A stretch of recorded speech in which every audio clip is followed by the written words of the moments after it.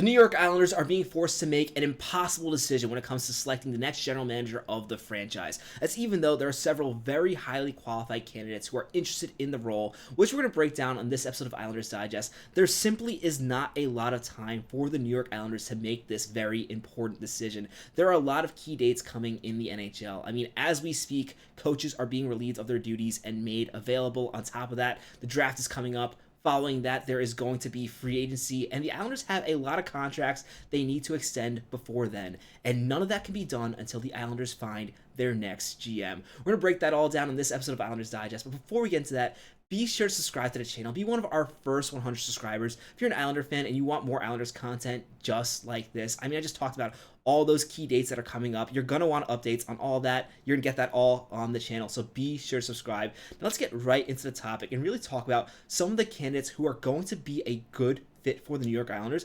and why time is making it really challenging for the Islanders to make these decisions. Because one of the key issues with some of these candidates, although they are very qualified and definitely interested in the role, is their teams are currently in the playoffs. And depending on how long their teams last, it might be really difficult for the New York Islanders to select them as their GM or really have the time to interview these candidates, because the Islanders need to know who their next GM is before the Stanley Cup playoffs end. It's as simple as that. They need to focus on the draft, especially in the state the Islanders are in, where they really need to hit on a couple of these draft picks.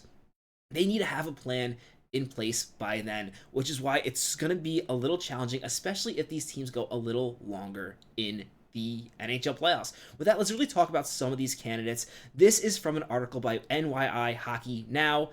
Definitely recommend you check out the full article because we're not going to be covering the entire article in this video, but there are really three candidates I really wanted to focus on, and then one candidate that wasn't directly mentioned in the article, who also is a great fit of the Islanders, but is currently under contract with another team, which definitely makes things challenging and makes this decision so much harder for the Islanders, who would likely like to get this done as soon as possible. The first candidate in this article, and frankly, one of my favorite candidates, really wasn't a fan of him at first, but he has really grown on me, is Jarmo Kekalainen.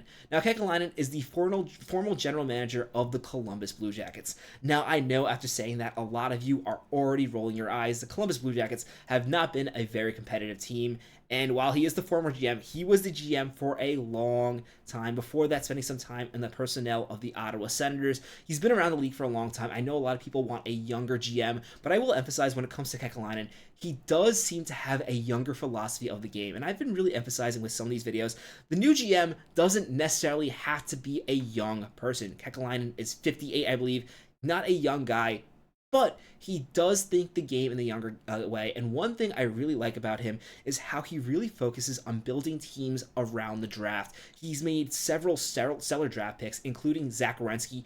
He also does have a couple misses in the late first round. But one thing I really like about Kekalainen is he makes up for his misses by hitting with later rounds. One big issue the Islanders have had, even though they've had some success with Lou Lamoriello with first-round picks, the big issue is Lou Lamoriello never used first-round picks, and when you don't use your first-round picks, you need to make up with it. You need to make up for it with later draft picks, and Lou Lamoriello simply did not hit on a lot of those later picks. That is something that Kekalainen is going to do. He knows how to build a good scouting staff that can really find you value from round 1 all the way to round 7, which is really important. Also, another thing I want to mention with Kekalainen, there was not a lot of success in Columbus. But one of the big issues in Columbus is nobody wanted to play in Columbus, and that was not because of Kekalainen. That was because they just did not like the area. And while Columbus is becoming a bit more desirable for players, especially as the city really builds up, it still is not a key free agent destination. In fact, they really struggle to keep players, and I don't think that's on Kekalainen. In fact, I think that makes it even more impressive that he was able to keep the Columbus Blue Jackets competitive in some of these years where nobody really wanted to stay in Columbus. Players were constantly asking to get traded out. And on top of that, he's also the GM who signed Johnny Gaudreau. Rest in peace, Johnny Gaudreau, But this is an example that Kekalainen is capable of making a big free agency signing. That checks off really all my boxes for a GM, and most importantly, unlike the other candidates we're going to talk about later in this list, he is currently available. He's waiting for his next role, and he's actually talked about in interviews that he's actually been scouting in the NHL and the AHL and juniors to really be ready because he wants another opportunity to be a general manager of a team, and he's actually reflected on some things he would do differently. I mean, he's made some really good trades. Honestly, I don't think there was much he could have done better in Columbus. It was just the thing that no players want to play there. I mean, but he acquired Panarin. He took the risk of keeping him to go on that run rather than trading him for assets. But where the Columbus Blue Jackets were at that time, I think that was the right decision. And that makes me even more excited if he would be the GM for the Islanders, because it shows he's willing to take risk. Because I'm so tired. Really get tired when a GM just moves slowly and doesn't make big moves. He was willing to make big moves. And on most of his trades, he won. No GM is going to be perfect, but if you look at his record, I really like a lot of what he did. Now, there are other GMs that are currently with teams. They are former GMs, but they're currently with other teams, either as a GM or in another capacity. And while I also think they are definitely going to be interested in the Islanders' position, this becomes challenging, as with Marc Bergevin as a great example. He is currently an advisor for the LA Kings. So no, he is not the general manager of the LA Kings. We're actually going to talk about the general manager of the LA Kings next. But this becomes challenging because you can't really interview him until the playoffs are over. Now, some teams will allow you to interview for positions early, but it's going to be really hard to get somebody to fully focus on the condition of the Islanders when they're currently with another team who is in the playoffs. And this will especially become more complicated if these teams are going to stay for another round. Now, currently, the LA Kings are tied 2-2 with the Edmonton Oilers. This has become very important for the next general manager candidate we're going to talk about. But really quickly, I want to talk about Marc Bergevin and why he might not be the best fit. He's definitely going to get considered. I do have concerns about Bergevin. I really did not like a lot of what he did in Montreal. He made some big trades like Kekalainen. He's not afraid to swing big. But one thing I really kind of noticed with Kekalainen is a lot of his swings were calculated and he hit a home run. When it comes to Bergevin, he made some big moves. Some of them were swing and misses. He did make really good trades here too, acquiring Nick Suzuki. But there was just too much of poor moves where even though Montreal Canadiens were a bit more competitive than the Blue Jackets during his time there, I just feel like he's not the best fit for the Islanders, and I would worry if he was the GM of the team. Now, when it comes to who he's advising, Rob Blake, who is the general manager of the Kings, I would be a lot more excited about the Islanders having him as the next general manager. Now, this is where the big problem comes in. You cannot interview Rob Blake until the Kings are eliminated. He is the current general manager of the Kings. However, this is the last year of his contract, and this is really where the time factor plays in. I genuinely think that Rob Blake is going to be one of the top candidates for this position if the Kings get eliminated from the first round. Because frankly, after losing to the Edmonton Oilers 4 years in a row, Rob Blake has already changed the coach. Next up is changing the GM. And while I don't think it's Rob Blake's fault that he cannot beat the Edmonton Oilers, specifically cannot beat Connor McDavid, it will likely cost him an extension with the Kings.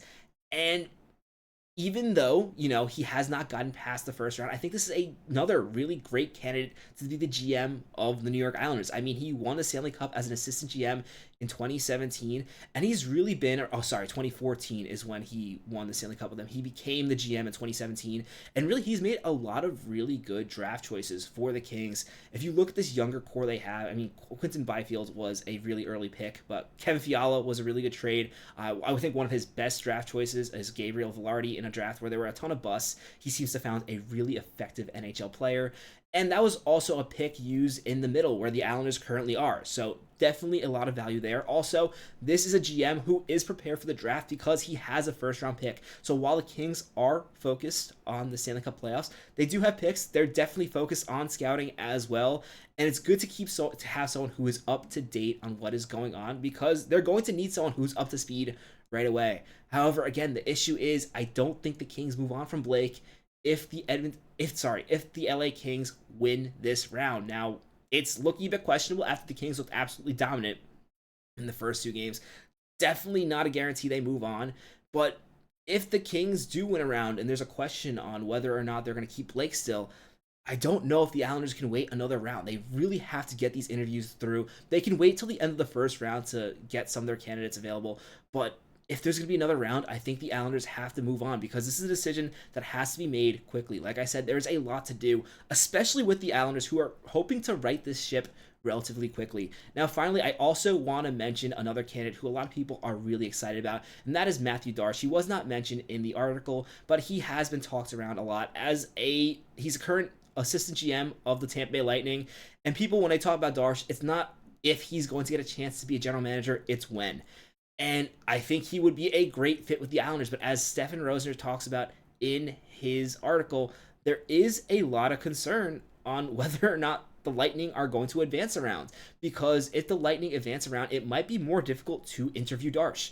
And frankly, the Islanders do not have time to wait. So if you're an Islander fan and you really like Darche or Rob Blake or even Marc Bergevin, you're probably hoping for the Kings and the Lightning to get eliminated this round.